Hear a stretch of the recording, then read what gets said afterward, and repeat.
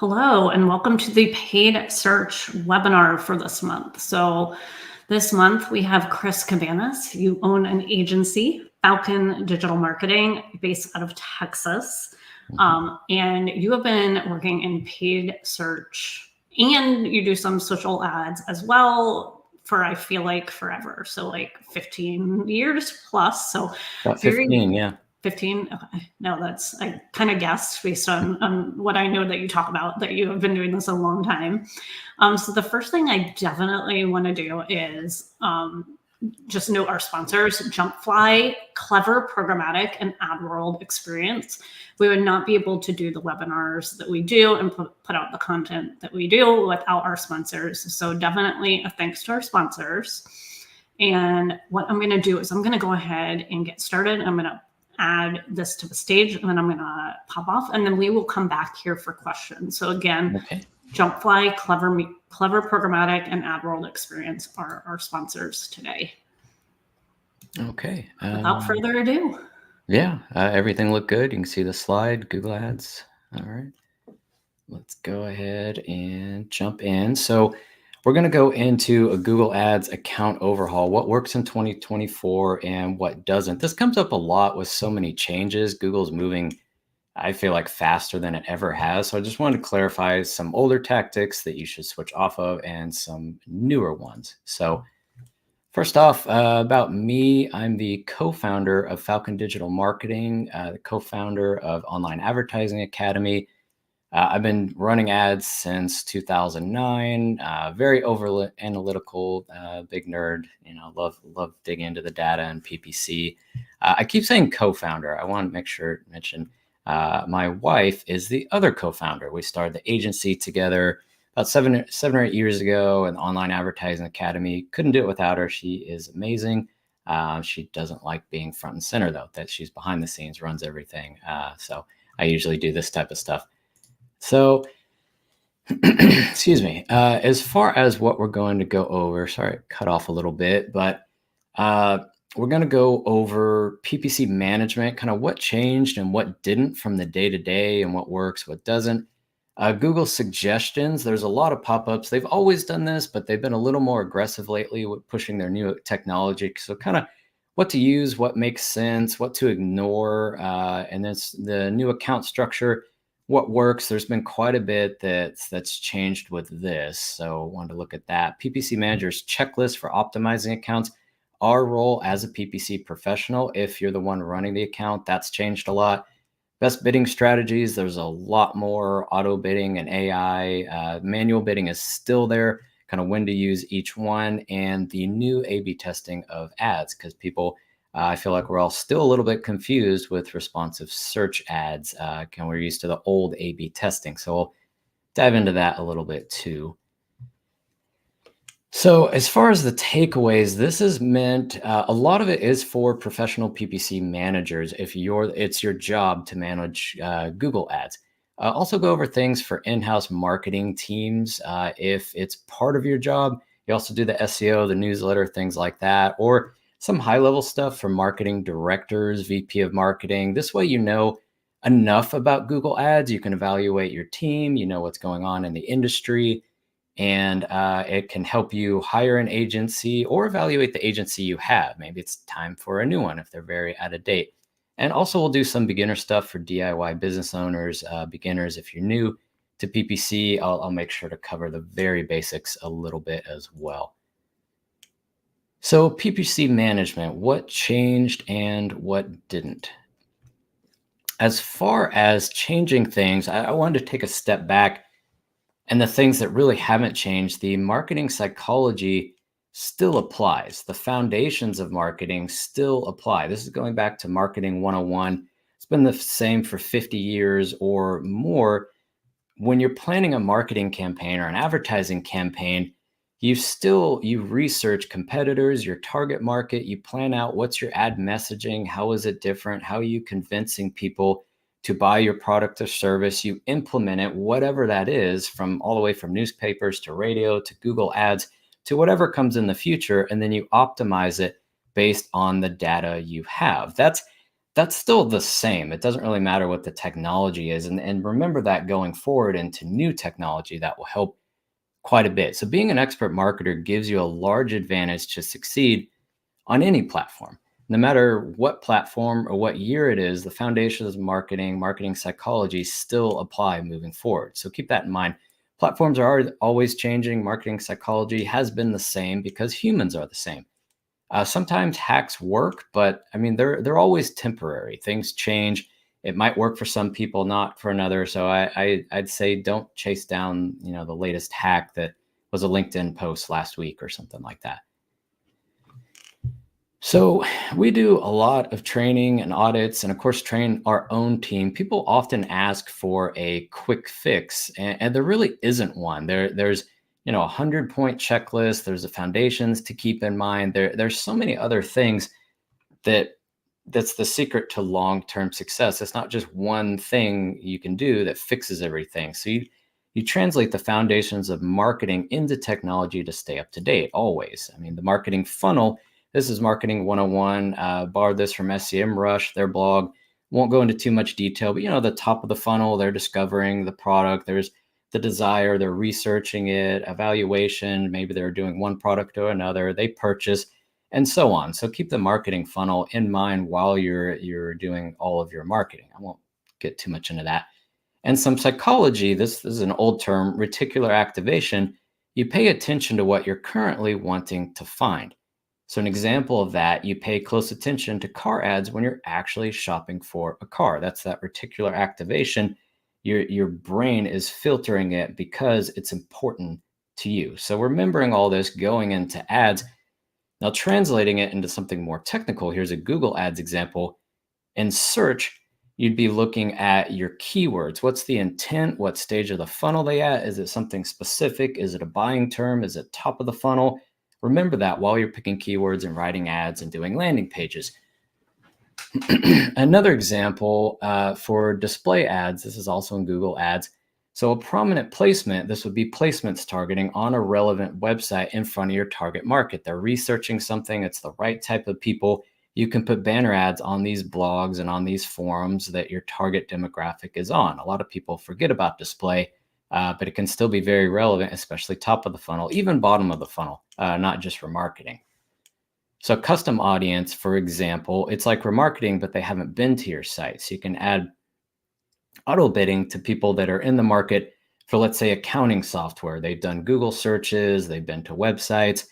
I don't care what site they're currently on, just follow them, and it'll follow them with the banner ads based on their different searches and websites they've been to and things like that. So that could be top of funnel, middle, or even bottom. So just keep that in mind as you're building out your campaigns. We have example, one of our client, this is a B2B client. The display campaign, a lot of people don't do this for lead generation or B2B. So it has a lot of volume and the CPC is much lower, had a lot of conversions. Conversion rate's a little bit lower because it's so much volume, but the cost per lead was significantly lower. This is a custom audience. We know people are searching the right terms and browsing the right websites. It's so much cheaper because it shows on a lot of random websites, kind of like remarketing. Where search, this is the most obvious one. This is people that are searching for exactly what this B2B service is. It's $10 per click, less conversions, higher conversion rate because it's bottom of the funnel. But because of that, the CPC is higher, the cost per lead is higher. And we have this connected to their CRM. We know that these display leads are high quality. So that's just putting in every tool at your disposal, using all the tools in Google to make sure that you're doing top, middle, bottom of funnel in different combinations, not necessarily just search. This also, just to go on kind of side tangent, Facebook, same thing, interest, demographics for marketing. TikTok's very similar, just kind of what target market are you going for? What stage are they in? What's the ad communicating? You translate the foundations of marketing into technology to stay up to date, always. TikTok, kind of a new one. It didn't exist years ago. Another new platform will pop up soon enough. We'll be doing ads in virtual reality before you know it, or hologram ads out in the open, kind of like you see in the movies. Whatever it is, don't get so caught up on the technology. Think back to Marketing 101, marketing funnel, psychology of marketing, and apply that to whatever new technology comes up.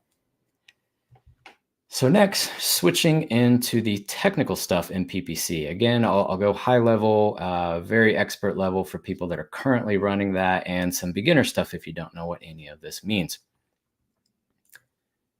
So first off, campaigns, there are more options. We have Performance Max now, which if you're not familiar, that just combines every single type. It has search, shopping, YouTube, display. It just does all of them in one campaign and rotates it through depending on what's working. This works well for e-commerce, not so much for lead generation.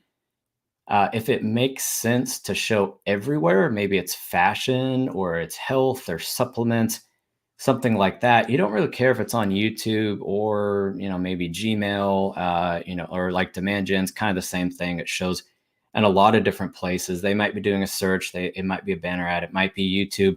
A lot of touch points. It doesn't really matter. That can work. If it's something extremely specific, you'll probably still stick to search. Don't use Performance Max just because it's new and Google says to use it. It's not a good fit. Same thing with demand gen, kind of a similar higher level to that. Search can make a lot more sense for these.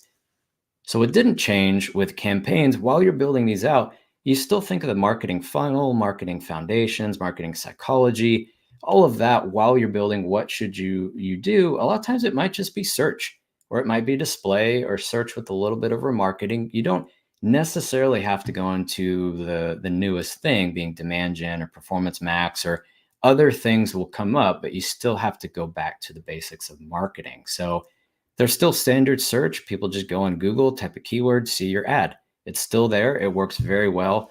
Standard shopping, same thing. They search, but they see a picture and they click on it. Display is a great option. Similar audiences has changed, kind of going into demand gen. It's not quite what it was, but very similar. Same thing with YouTube and video. They have more options, but it's pretty much the same. Dynamic search, kind of pulling keywords from what's on your website. A lot of these options didn't change. We use them. They're very effective.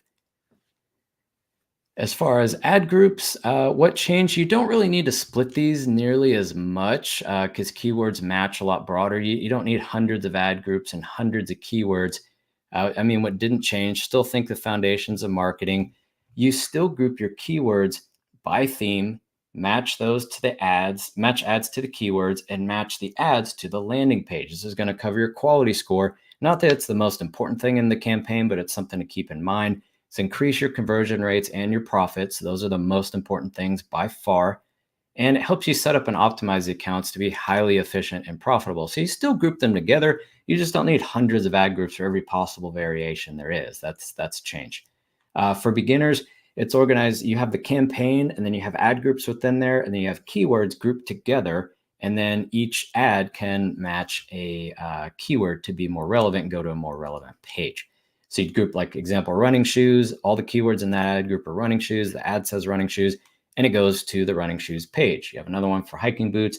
All the keywords are grouped together. The ad says hiking boots, and it goes to the hiking boots page. That's what I mean by segmenting it for beginners. So the setup, you want to avoid excessive ad groups. Don't over segment. Other thing, I can't believe I still have to say this, honestly. Avoid single keyword ad groups, also called SCAGs. This is it was outdated about 5 years ago. It's very, very outdated. Please don't use it. Ignore that YouTube video that says SCAGs are the way. Because of how keywords match now, you can't have one keyword. It's going to do plurals. It's going to do misspellings. It's going to do variations, past tense. This is very dead. Please don't use it anymore. Keywords. So what changed? Keywords match to a lot wider range of search terms. Even exact match and phrase match, they're not exact and they're not phrase. They're a new version that shows a lot of variations, a lot of themes. Even phrase match looks kind of like the old broad match. So keep that in mind with your keywords. It's going to match to a lot of other variations. Broad match modifier is actually gone years ago. I just want to mention this. If you see a really old account, or please don't do this anymore if you're managing it. So you want to replace these. These are keywords that have the plus symbols in front of it. It was a different match type. They got rid of those years ago. So if you're taking over an old account or something like that, get rid of the ones with the plus signs in them. But as far as what didn't change, remember the marketing funnel stage they're in, the intent. Why are they searching that keyword? and what should the ads say, and what should the landing page say to make it relevant, to make sure that it's the right thing at the right time so people can make the purchase. Again, just repeating these over and over because these have been the same even with new technology. So another thing that didn't change, people search the same. We have a different YouTube video on our YouTube channel that covers this in depth, but people will search a couple different ways. They use the exact keyword exactly the way it is. So employment law attorney in Houston. There's no question on intent. That's what they want. They also search what they think it's called. Wrongful termination attorney near me. Wrongful termination isn't an area of law. That's employment law. People do this with health. They do this with software. They do this with home services. They call what they think it's called. So you need to keep that in mind, not necessarily the exact technical term, but also what people search. And there's also related searches. If you have a bigger budget or you can test, experiment with this, you can do other things. Again, this is an attorney example. What can I do for a wrongful termination? What are the laws for this or that? They probably need an attorney, but again, you need some budget to test that, maybe do some auto bidding, different long tail keywords and variations. You don't always do that, but people generally search those three ways, or they'll do exactly what it is, AC repair company near me, and a problem solution type of thing, or a symptom. The AC is blowing hot air, or how do I do a treatment for this? Or the dishwasher's leaking. How do I fix it? That's probably appliance repair. We do a lot of home service lead generation. So that's where I'm getting these examples. There's exactly what it is, which is fine. AC repair company near me, or the AC is blowing hot air, or something's leaking. They're searching for, they do a symptom, not necessarily the exact thing that it is. And that has stayed the same, and keep that in mind when you're building out your campaigns. So broad match, it's become broader. So example, sorry, got cut off a little bit. Running shoes, if you put that in as a broad match, it will match more so the theme, the idea, and it'll get it wrong a lot. It'll do blue running shoes, best shoes for jogging, how to measure shoe size, shoe store near me. To Google, that's all. That's running shoes, that's related. Make sure to stay on top of your negatives. Google messes up a lot. It will match to crazy things like, are they making a third Blade Runner movie? It has runner in it. You did running shoes. That's relevant, right? No, Google, that's about a movie. It's a great movie. I don't know if they're making a third one. Go to Reddit. But it's not running shoes. So Google, broad match is very broad match. Keep that in mind when you're testing it.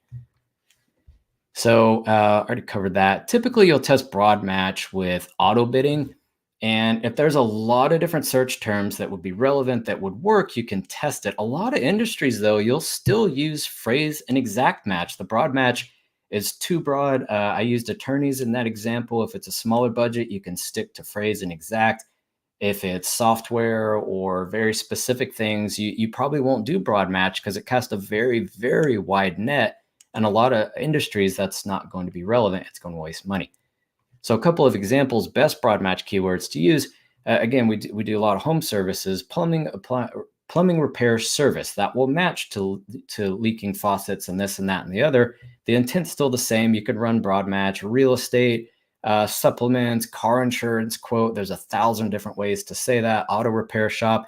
Or interestingly enough, this is more advanced and it's experimental. A competitor's name as a broad match will show for them, other competitors, and other related terms. It's interesting to see putting in broad match and see what Google does with it when you drop that in. So these are experimental. If there's a lot of variations, that's great. When there's not a lot of variations, it needs to be very, very specific. Don't use broad match. If you do 2017 Honda Accord tires for sale as a broad match, it's going to match Honda Civic. It's going to match Ford F-150. Where to buy used tires? What's the right tire to buy for this car? It'll go all over the place. These need to be same thing with real estate if it's specific, or a combination for home services, plumber for sewer line repair. That's a very expensive, very specific job. So that would be in a separate ad group with a separate ad that mentions sewer line, phrase or exact. Same thing with shoes or whatever. You need something very specific that has a specific ad that goes to a specific page. You're not going to do the broad match test in that case. Monitoring these and testing them, you can put them in the same ad group as other match types. Sometimes you'll put them in a separate campaign with only broad match so you can keep the budget in check and it doesn't crisscross with stuff that's already working. But you want to monitor your search terms reports very closely. They are experimental. Even with automation, it shows for a lot of garbage that isn't relevant and waste money. Also, dynamic search ads is like broad match. One of our clients, it's B2B lead generation. We have dynamic search and just regular keywords, broad match, phrase, exact. The dynamic, if you have a larger budget, it can catch a lot of long tail keywords, a lot of variations. When there's hundreds of combinations, it can get you more volume. In this case, lower CPC, way more leads, lower CPA, but we're still running search. These are both on automation. We like, okay, dynamic search catch hundreds and hundreds of keyword variations, whereas the more specific one can catch more of the category, the theme, things like that. So dynamic search can be broad match if you have the budget to test that. But I wouldn't test it until you've exhausted phrase and exact and broad. It'll match for a very wide range of keywords. And this campaign has been running for years with hundreds of negative keywords. So I wouldn't just drop that in day one. That's a bad idea. Also, on that note, what didn't change, you need to add negative keywords regularly. With automation, it might eventually stop showing for an irrelevant term, probably after it spent a considerable amount of money on a search term you knew was irrelevant from the beginning. So, adding keywords in advance can be helpful. A lot of people think, well, there's automation, it won't show for irrelevant terms. It will, and it'll spend a lot of money. The automation doesn't know the difference. So adding negatives, that's the same as it's always been. You do weekly, twice a week, whatever. It's part of your checklist. Also, some tips to make it faster. Use a shared negatives list if you have a lot of different keywords. Add negatives in advance. This is by doing negative keyword research. Just do your regular keyword research, but keep a separate tab in Excel or whatever you use for negative keywords. Do a Google search, see what it suggests, put in the ones that don't make any sense, and keep an ongoing, commonly used negative list in your agency or in your company. So you have this really long Excel for free and job postings and salary and TV show, all this stuff that comes up a lot that usually isn't relevant. You could just keep a long list so you have a jump start with all your campaigns. Also, don't add the search terms over and over. I see people do this. They go into search terms, check the box, check, add as negative keyword. You can see here, this is an appliance repair example, Maytag. That's a brand. Just add Maytag once and add it to your list and it'll stop showing. When you check the box, you're going to do this hundreds of times for all eternity. Just add one word, phrase match, negative keywords, so you don't have to check the box forever and make your negatives a lot faster. And it'll never show for any single possible search term that contains Maytag. Let's say if you don't work on that specific brand, or if it says Dallas, but you're located in Houston, just block the word Dallas and it'll block every single thing that contains Dallas forever. Saves you a lot of time.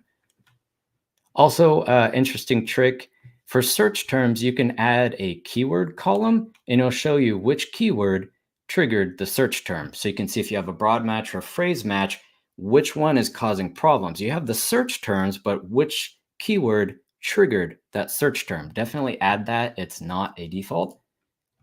And for local campaigns, if you don't live in the city, just pull up a map. And let's say you service, for home services or whatever it is, auto repair. If you service a certain area, you can manually add the keywords. Even if you're targeting that radius, still add the keywords for other things. Like you have Houston, but not Jersey Village, not Cloverfield, not Pasadena, or zip codes or whatever. Manually add those as negative keywords. That happens a lot in local search.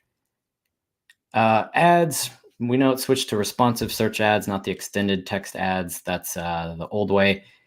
For those people that don't know, the RSAs automatically rotate headlines and descriptions to pick the best combinations. So you can't do the A/B testing you used to, but still remember marketing foundations. You're still group keywords by theme, match the keywords to the ads, match the ad to the landing page. All that is still relevant. You have a different technical ad to work with now. Remember, this was the old one. You put in headline 1, it was headline 1. Now you put in a bunch of headlines and it rotates through the order. Same thing with description. There is a pin button if you want to pin it and say, put this in position 1 always. You don't have to do that. Also, ad strength, don't become obsessed with this. You need to focus on conversions, sales, profit, not getting an ad strength up. It's not that important to hit all the check boxes, kind of like optimization score, other things. I mean, don't ignore it, but don't rewrite your ads to get a perfect score if you write a horrible ad. That doesn't make any sense. As far as ads, the ad copy best practices still apply. You're still going to use keywords in your headlines and descriptions, use a good call to action, review your competitors, see what they're doing, make sure your ad stands out, clearly define how you're different. No matter what ad format Google uses, these still apply. So headlines, you'll usually start with a keyword or a selling point like best running shoes, fast appliance repair, personal injury attorney. You can pin the first headline if you want, or if there's some kind of legal or compliance thing. You don't have to pin them though. Descriptions, it's usually longer selling points and a call to action that don't quite fit in a headline. So licensed, bonded, insured, former prosecutor for attorneys, locally owned and operated, A+ Better Business Bureau. We guarantee our work for 3 years. Something like that, that would go in a description. That still applies, even though they really shook up how ads are written. Display URL, don't forget about this. It's still the same. You can put keywords in there. It doesn't have to be a real URL. And then for testing different ad copy, I mean, this has been the same. You can test question, answer, problem, solution. You've probably seen this. Hurt in a car accident, ABC Law Firm can help. Whatever ad format Google has, this is still a good one to use. Or you can test ad copy that qualifies your company. #1 AC repair in Houston, we beat any price, 30 years of experience. Or you can test ad copy that speaks to the individual, not all about you. We fix your AC fast. Get your quote, free quote now. You deserve a properly cooled home. We can fix your AC today and save you money. That ad is highly charged with you. It's got the emotional thing. You deserve it. You get a free quote. We fix your AC fast. That has urgency. It's hitting so many marketing 101 things, talking to the individual, because if your AC is not working and it's 100 degrees, it's pretty brutal. It becomes an emotional thing. Highlight local when it's relevant. Houston, locally owned and operated, something like that. That can be relevant. The other thing, use the correct terminology. For people that are advertising in multiple countries, there's different nuances. Like travelers in the US call it a vacation, not a holiday. So if you have an international team, you wouldn't say book your holiday today. And in the US, that means book Christmas. That doesn't make a lot of sense. You'd want to use vacation. Or if you're advertising in multiple regions, make sure to use the local terms or have it translated if necessary. It'll really stand out in an ad otherwise in a bad way. So ad extensions, they are called assets now. Okay, that's not the only change. It seems like that's all they did. They just changed the name for some reason. Ad extensions are now called ad assets. They have more options. They still have the site links and things like that, but they have the image ones and other things. You still want to fill out all your site links, all your call outs, structured snippets, as many things as you possibly can to take up more space. The other thing, one thing that did change, actually, I do want to point out, most likely you'll turn off auto-created assets for performance and compliance issues. When Google just makes ads and site links, they're usually bad or they don't make sense. So you'll want to turn this off inside your account. I don't have time to cover it, but you can just Google it. It's buried way in the back. Usually you don't want auto-created things. Conversion rate optimization. I mean, what changed is the ad formats, the keywords, they're matching the campaign options, but conversion rate optimization has been the same for years. You still think about the marketing funnels, the psychology, and the flow is the same. You think about your keywords you're picking or your placements that match to the ad, that match to the page, that are all optimized for a good experience and more likely to convert.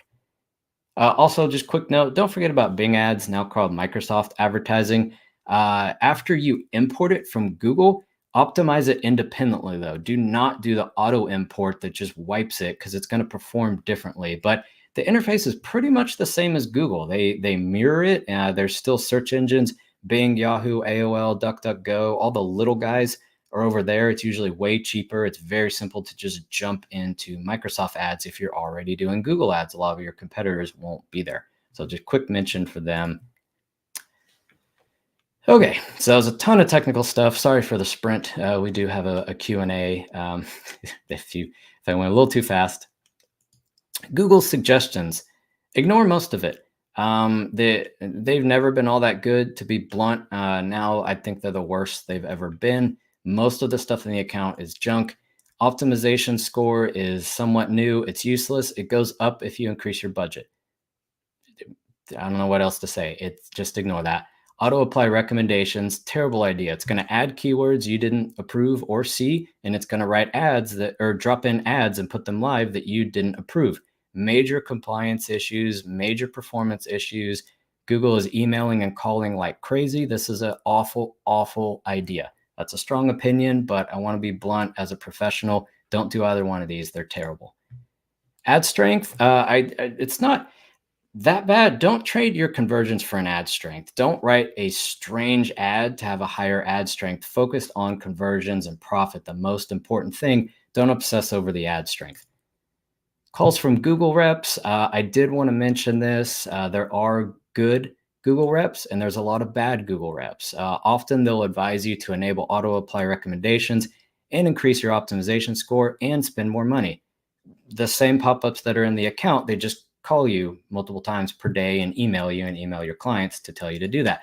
They receive bonuses if you apply these things. It doesn't really have anything to do with account performance. They just want their bonus.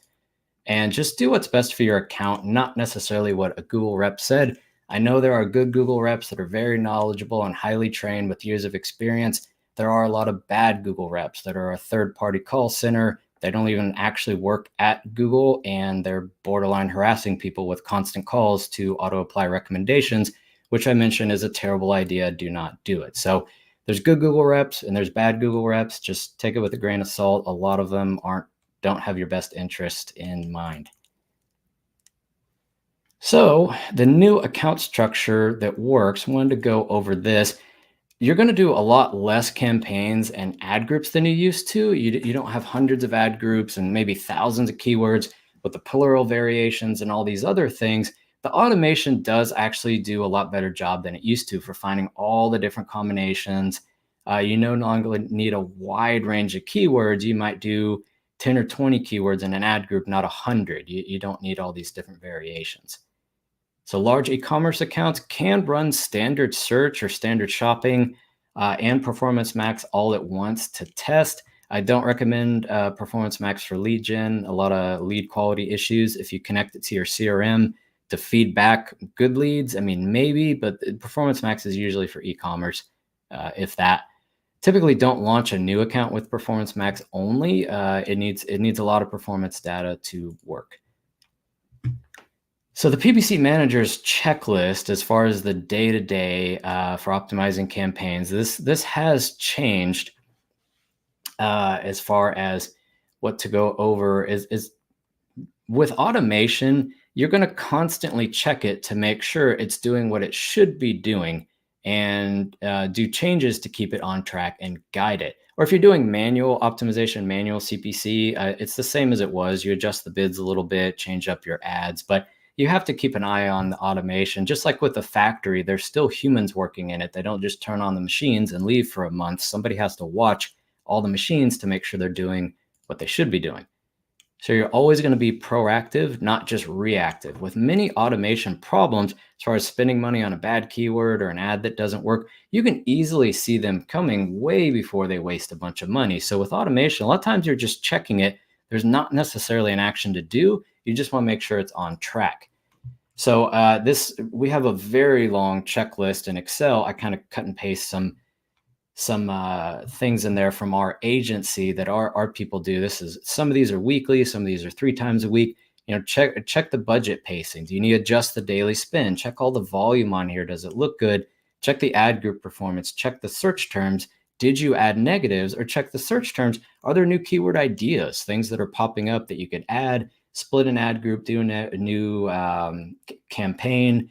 Check the keyword performance. Do you need to adjust the bids if you're doing manual? Pause some keywords that are just spending too much and not working. Check the ads. We probably have about 50 on here. It's just constantly checking yes or no. A lot of times it's just a check. It's on point. Keywords are good. Everything's working. Conversions are good. Next box. But even with automation, you can check and say, okay, that's way off. I need to dig in. That keyword makes no sense. Need negatives. Need to rewrite this ad. You're constantly checking automation, not necessarily constantly making changes like it used to be. So speaking of that, best bidding strategies for your budget, you'll usually start with manual CPC to gather the data. You may have to stay there longer for small budgets or even forever with a really, really small budget, $500 to $1,000 a month. Google just won't have enough data for automation to kick in and to work. A lot of people do max clicks at the beginning. I don't like maximize clicks because it might lean into something that gets a ton of clicks, but it's kind of a worthless keyword or search term. I like manual, so you can turn the dials and gather that data and then hand it over to automation. Sometimes you can start with automation, but manual CPC is a little bit safer, especially with a brand new account. With automation, you typically need at least 30 conversions within 30 days for auto bidding to work best. And that's for it to start working. That's kind of a minimum. So something to keep in mind. Typically, when you do switch to automation, or if you're starting with automation, you could just do maximize conversions to get a lot more conversions. You can add a target CPA or target ROAS, return on ad spend, later. A lot of times if you do it too soon, it's too restrictive. Say I want a $20 cost per lead or CPA, cost per acquisition, $20, it might be too restrictive. You need to let it gather some conversions, test keywords, test search terms, test all these other things first. Or target ROAS. I want 500% ROAS. If you launch that in the beginning, it may be too aggressive and you just can't get it to work at all. So a lot of times it'll be maximize conversions first. You probably won't like the CPA and the ROAS, but let it gather data, and then you could put a more restrictive number on it from there. So troubleshooting auto bidding, if it always worked perfectly, there wouldn't be a need for professionals. Everyone would just turn on maximize conversions or target ROAS and never look at the account ever again. But we all know that doesn't work. A lot of times when you turn on maximize conversions, it does not maximize conversions, or target CPA or target ROAS is nowhere near the number you set it. So as far as looking at it, this is one of our lead generation clients, is primarily what we do. So you have the target CPA. Here's what we set it for. We've got a 70. It's getting plenty of volume, clicks, click-through rate's good, a lot of conversions, conversion rate's good. Set it to 70, it's getting 60. So it's like, okay, that's good. Impression share, it's not bad. There's a lot more room. Search top impression share, which means top 4 positions, not bad. Absolute top means number 1, 23. Okay, that's not bad. You look at 60 was the target target CPA. We're at 48. So it's under 55, 45, 70, 44. So there's some wiggle room there, or we could even be more aggressive because it's hitting a lower number that we even targeted. This one we set for 60, it's at 76. By the way, this client, they're $60 is the goal. That's what they're aiming for. So this one's a little bit off. So we might want to check the ads, the keywords. We set it to 60. It's not hitting 60. What's causing that? Do we need to set it higher? It's just not a reasonable number for these keywords. Kind of what's the problem there? So we turn automation up and down and then watch what happens. Most of these are on point, but this would be one to really dig into. Do we need to set it to 80? Do we need to do 90 to give some more data? Kind of what should we do with that one? That's what I mean by adjusting it and then watching the results. If you're not getting enough impressions or clicks at all, you might have too aggressive of a target CPA or a target ROAS. You'd want to increase your CPA, put it a lot higher, or lower your ROAS, maybe 100% ROAS or 50% ROAS. Let it spend the money and gather data, because it can work in 2024. It's not like it was many years ago where automation was pretty terrible and manual was better. Or you might even switch back to maximize conversions. Just let it get some conversions and build up data. When maximize conversions doesn't work, it may not have enough conversions to figure this out at all. Switch back to manual, especially with a new account. Extremely high CPCs, this can happen if you have a $300 CPC and you have a $100 target CPA. That's smart bidding being stupid. So you'd want to add portfolio bidding. This allows you to do a target CPA and a max CPC at the same time. So you can say, I'll bid $20 per click. My target CPA is $100. That gives you enough wiggle room, because sometimes it'll randomly spend $300 or $400 on one click, which doesn't make any sense. You need more conversions. You can increase the target CPA, reduce your ROAS. With portfolio bidding, that would increase your CPC, increase the max CPC, increase your CPA, give it some more wiggle room, test this, give it more budget. So that'd be a way to automate that. As far as the new A/B testing of ads, typically you'll just test one responsive search ads. You don't need to max out all the headlines and descriptions or write a ridiculous ad to hit your ad strength. You can test two, but you need a lot of volume to do this, and they kind of need different themes. Maybe one focused on pricing and discounts, the other one on quality or how quick they are 24/7, something else. If they're exactly the same, that's just too many headlines to rotate through. So this is what I mean by headlines, kind of these ones. Maybe one of them's the most important, the other one can rotate, and it'll put it over here. It'll give you a preview of how it might look, so you can get an idea of what exactly you're writing. And then, of course, you can pin it to a different position if you want. You don't have to. So in conclusion, even with automation and AI and just the new technology, you still need trained experts to frequently optimize and monitor all of your advertising campaigns to keep them profitable. I mean, Google kind of sells it that, the marketing automation, it just works. You turn on your maximize conversions and it will maximize conversion. So you see the pop-ups in your account, it will say, if you switch to target CPA, you'll get more conversions at the target goal. But we've seen a lot of times it won't do that. It won't hit your target CPA. It won't hit your target ROAS. Or if you do maximize conversions, it's not getting a good amount of conversions anyway. And the CPC is extremely high. The CPA is extremely high. It's very confusing the way they word it, in that, if you maximize conversions, it will automatically maximize conversions and just solve all your problems in life. Where a lot of times we see max conversions won't work. And that's what I was really referencing. The marketing foundations and marketing psychology still apply. You want to make sure those are, you think about the marketing funnel when you're thinking about your keywords, whether you're doing broad match or phrase match, or maybe you're doing display, kind of what's the intent of that keyword? Why is someone searching that? And then even with the new responsive search ads, maybe you write 6, 7, 8 headlines. Those headlines need to speak to that keyword. I mean, Google's going to rotate them automatically if you don't pin them, but you'll make sure whatever keyword was searched, ideally it's in the headline, and it still makes sense. Because think about, if you wrote 8 different headlines, all the different combinations that show up, do they still line up? You'll probably do multiple calls per action in case it does stack up, or calls to action in your description to make sure they're not missed entirely, or free shipping, free consultation, something extremely important. You'll make sure that you don't miss that and put in multiple headlines, multiple descriptions. But even with that, you'd want to think about the psychology behind it. Why someone's searching this? Is there urgency behind it? Is there an emotional thing? What type of language do you want to use? Do you want to use the personal language we went over? It's all about you.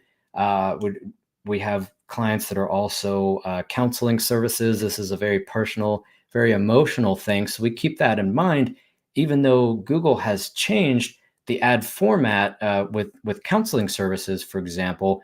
That's a very personal thing. So the way you write that ad copy, don't just think about keywords and quality score and ad strength and have a good CTA and all that stuff. Still think about why somebody's searching that. They're in need. They need your service. Why would they go with your service over somebody else's?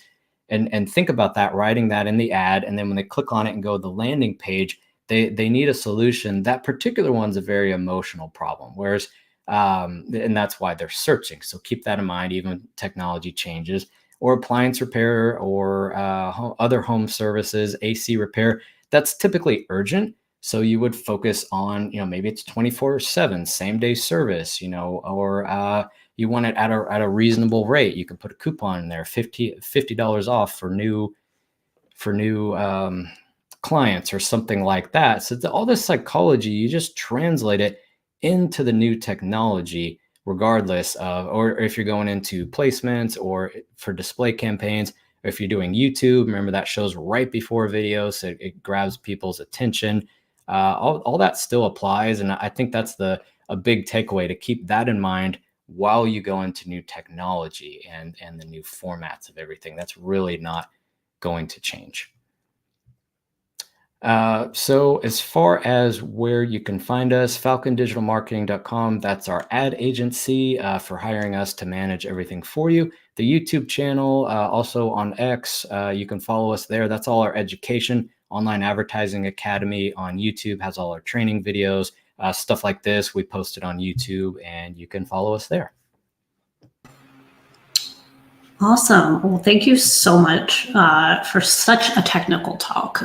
Definitely a high attendance today. So we've been getting a lot of good feedback. So I'm going to start with a question. So because you run an agency, and I know that you take over a lot of accounts, so a lot of the times it's somebody who's looking for just an expert to manage because of all the technical content that you put out. What do you do if you take over an account and you open up the ad group and you see 1,300 keywords? Because I audited something like that yesterday, and it was performing. So I would love to know your approach when you take over an account as the expert. So there's a couple of things to look at. You said it's performing. Correct. So when you take over an account that's performing, even though the setup, as a professional, you might just want to scream, like there's a horrible setup, you need to slowly transition out of those 1,300 or whatever keywords. Maybe pick the top 10. It's probably not over 1,000 keywords. You're getting a lot of volume. It's probably 10 or 20 are your top performers. You might leave those in there. A lot of times we've seen poorly written ads, but they work extremely well. So it's like, I'm not going to immediately write that. I don't like that ad at all, but it works and it has 6 months of performance data. So we're going to slowly transition into this is a better ad copy. This makes more sense. We're going to transition those keywords only. A lot of times PPC professionals, even experts, I've made that mistake in the past. Pause and delete everything. Here's the right way to do it. I'm the expert. You're going to have brand new campaigns with zero performance data, keywords, ads, zero, and you have a shock, especially big clients that say, I haven't gotten a phone call in 3 days. It's like, whoa, hold on. We have new campaigns. They need to build up their quality score and this, that, and the other. Don't do that. Build and rebuild inside of what's already working and slowly transition it, because it's a bad setup. It will fade out and you can start pausing keywords, start rewriting ads, but transition. Don't gut the whole account the first day and spend 2 weeks redoing it. The client will flip out. I have made that mistake in the past. Well, I think the good part is we definitely agree there. I'm also a slow roll when it comes to taking over accounts that are performing. But I'm going to go with something where you and I sort of vary. And so I highlighted this. So you kind of joked about adding keywords hundreds of times for eternity by clicking the box when you're adding negatives. I'm a box clicker and negative adder. So I'd like you to talk a little bit about that. So from my perspective, the reason I do that is I feel like that's the exact query that someone typed in. And because of the way that the broad and phrase match and exact match, which I use less often, work in search negative lists. And I'm really, really fresh in my mind on this because I'm writing an article about it right now. I tend to feel like because that's the actual thing that somebody typed in, I add the box and then I add it a million times because I get that exact query string. So I would love to hear your approach to that. If you feel like phrase is working for you, not working for you, if you think I'm just wasting my time, because I'm certainly doing that. I think when you see it repeat over and over, I do to be blunt. I don't know how else to talk. Sorry if that's offensive. Love it. It is a waste of time, because that example I gave was Maytag. Let's say that appliance repair company, that's kind of a weird example, but they don't work on Maytags for some reason. And you have Maytag appliance repair, Maytag near me, Maytag not working, Maytag, and you keep checking the box. You will do that forever. And the client might even complain, like, this is our 5th call for Maytag. We do not service those. Or or they keep searching Dallas when it's not in Dallas, it's in Houston. So it's like that phrase exact would say block everything and anything forever that contains the word Maytag. That's a safe way to do it. I didn't have time to do everything. I could have talked for 3 hours. When it's perfectly safe to never show for something that contains Maytag in any way, shape, or form, do phrase match. But the exact one, that is a cautious way to do that, because it might be, a appliance repair for this. It's like, well, do I want to block that word? And you wouldn't block appliance repair. And it's like, can I do a phrase match and save some time? It's like, no, I'm just going to check the box and add it right there. But if you're 100% sure in those examples, then yes, add a one-word phrase. It will save you hundreds of box checking hours. I'm doing a lot of that. And that happens a lot. That's common. I see it like the Dallas one. It's like, they're not in Dallas. Add a one-word phrase now. It's like, no, I'm going to check the box forever. It's like, we never want to show for Dallas. No one's going to search, I want appliance repair in Houston, not Dallas. Like, oh, we should have shown for that. Like, yeah. No, running to my accounts and changing my approach right now.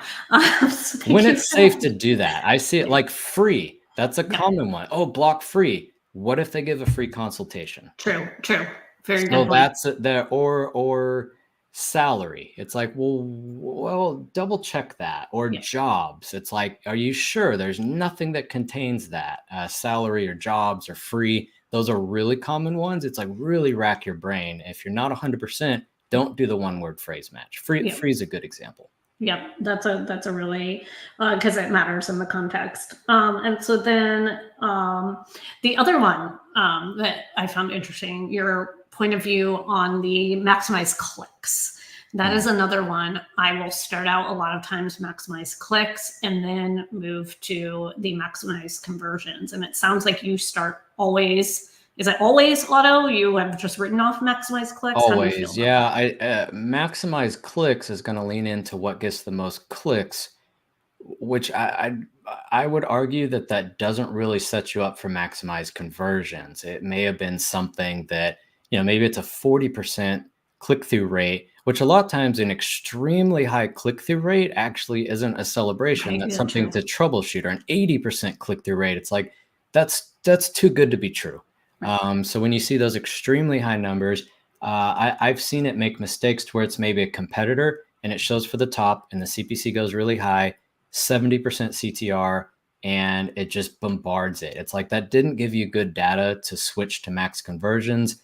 And if you're not watching that extremely closely, which a lot of PPC people don't do anymore because of automation, that's kind of a flaw, then it's going to lean into something that just got clicks. Whereas manual, you control everything. It's like, okay, I like it.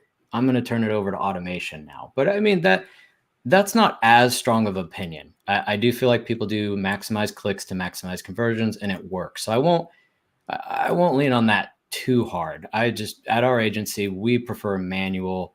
I think Menachem said the same thing when he did his December one. I've seen a lot of his. He's really good.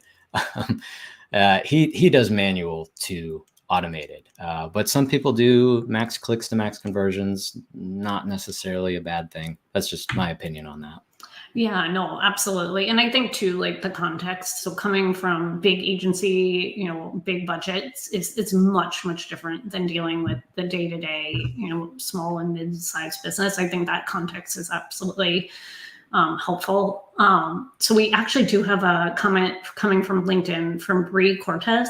So ahead of display being sunset in 2024, do you have any suggestions to replace that ad type and best practices for display gen to replace? And actually, that's a good question, given you did have receipts on a really good display with type targeting. I mean, you use it until the day it's gone. It'll sunset it for a very, very long time. And then often they'll transition into something where the principle is the same. If you were doing a lot of display, that also YouTube is very similar. The video ads, they're targeting their custom audiences. You can shift it over there. In that screenshot that we actually had the same custom audience running in YouTube. I couldn't do a giant screenshot, and that wasn't the point I was trying to make anyway.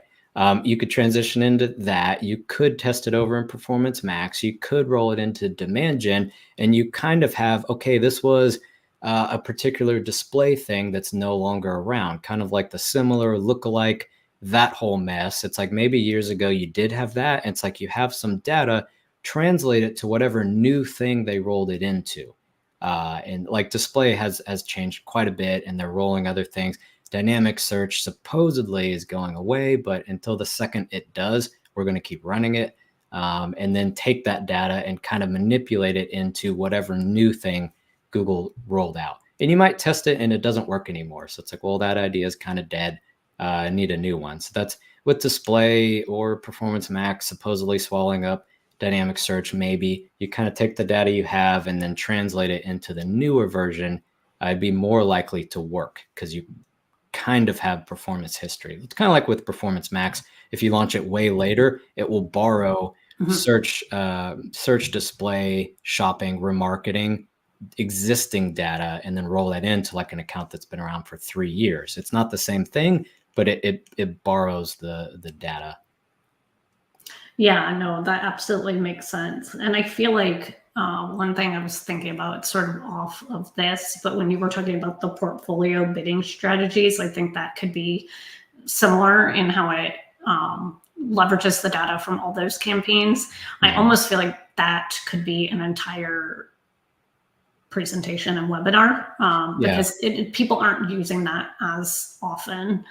And there's definitely some confusion around that also. Yeah, and that'd be a starting point for Performance Max. Performance Max doesn't focus on that, but you give it signals. It's like, well, let's say I used a custom audience for years and then they get rid of that in display. It's like, well, let me make that a signal to Performance Max, and it's more likely to work, or Demand Gen or whatever else comes out in 6 months. It's kind of a starting point. Or you can, I know this isn't about it, but you can kind of test that over in LinkedIn ads or Facebook ads or TikTok ads. It's just kind of taking an educated guess to jump into new technology. Yeah. And I do appreciate how you're able to take what's known as successful in Google and move that over to the social platforms. I know we talk a lot about how the two should be working together, and that's a perfect example of such. This will be sort of a silly question, but it was part of the presentation. So Bing ads versus Microsoft advertising. Would you consider saying Bing ads as, egregious as saying AdWords? I don't think as many people know. And a lot of clients' reports, we didn't change them because it confused the client. So I mean, I think saying Google AdWords is an immediate, like, I have no idea what I'm talking about. But I say Microsoft Bing ads, I say Bing ads, a lot of times I'll say Microsoft ads and there's this blank face. It's like Bing ads. It's like, oh, right. Yeah. It just, that was a quick mention. I actually threw that in this morning. It's an easy win. Import it, and you're already doing it. The interface looks the same, even with professionals that say, well, I don't know Bing. It's like, or Microsoft ads. It's like, it looks the same process. Just import it and then optimize it separately. Don't do the auto import with the schedule. But call it whatever. It doesn't really matter. So what are your thoughts? Because I learned on Twitter today, or X, or whatever they call it. Exactly. Yeah. Right. Same confusion. I just don't want to call it X. I learned that you, speaking of auto import, can auto import your negatives from Google to Bing on a schedule. What are your thoughts about that? That specific one, I think it says advanced settings or something. It drops down. That's fine. The auto schedule, do the entire thing, including pausing a keyword, a new ad. It's performing differently. Don't do that. Auto import negatives. Yeah, that's cool. But check way down and check that one box only. That's fine. We do that. And we have the shared negatives list. We'll export it and import it because, like I mentioned in the slide, we keep an ongoing one of hundreds and hundreds. Like if, for a plumber or a car dealership, like here's common negatives to use, kind of share it. No, that absolutely makes sense. And I cannot believe that this went as fast as it did. I think this was filled with a lot of good technical information. And so just a reminder for everyone that these webinars are sponsored by Jumpfly, Clever Programmatic, and Ad World Experience. So definitely something, like I said, we wouldn't be here without our sponsors. And then I'm just going to put up that last slide right here. So if you want to get in contact with Chris, Falcon Digital Marketing is his agency, and you specialize a lot in lead gen, but you've done every industry that anyone can think about, and you sort of bring all that knowledge to the table. Is there anything else you want to add with the last 30 seconds? You can also connect with me on LinkedIn. I run my own LinkedIn, so you can talk to me directly, ask questions, reach out, check out our YouTube channel if you want, or just contact the agency directly if you have questions about that. And I thank you so much, the Paid Search Association, for having me on. This was a lot of fun, and I hope I provided a lot of value to everyone. Yeah, no, it was absolutely awesome.